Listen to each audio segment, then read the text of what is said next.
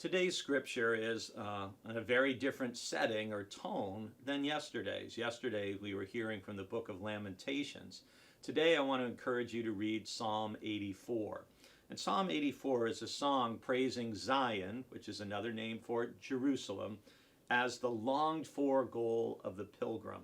If you think about if some of us have been privileged to go on pilgrimage trips with the church, and we've gone to Israel and Jordan and Italy and France and Greece and saw all kinds of amazing historic Christian sites. And part of what Psalm 84 is capturing is that feeling of a place that's on your bucket list, a place you really want to go. And that's how Jerusalem and worship in the temple is described in Psalm 84. And it begins, "How lovely is your dwelling place, O Lord of hosts. And my soul longs, indeed it faints, for the courts of the Lord. My heart and my flesh sing for joy to the living God." And this is a great description, if you will, of how we should feel, or how we could feel, as we come to worship, whenever we come to worship.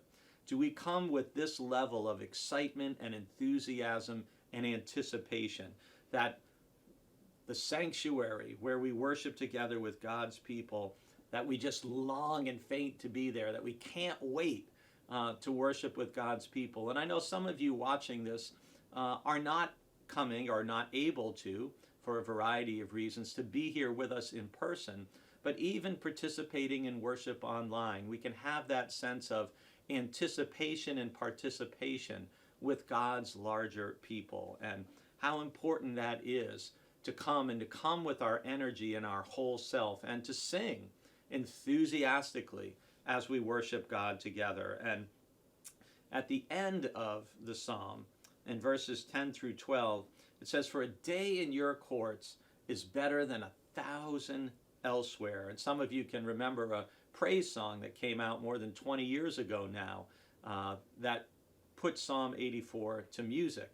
"Lovely is your dwelling place, O Lord of hosts. Or a day in your courts is better than 1,000 elsewhere. I'd rather be a doorkeeper in the house of the Lord than dwell in the tents of wickedness." And again, this is speaking to what is my desire, what is my hunger and thirst for worshiping and communing with God.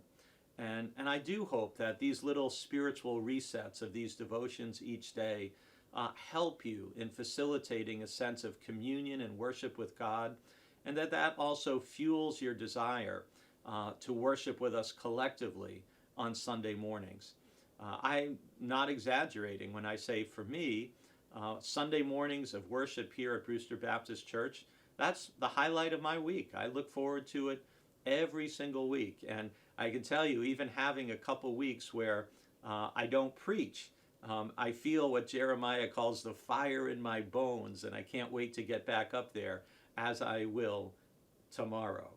So I look forward to seeing you in worship and participating in worship as we worship God with joy and energy and gratitude and enthusiasm, because there's no better place to be and no better thing to do than to be worshiping God with God's people.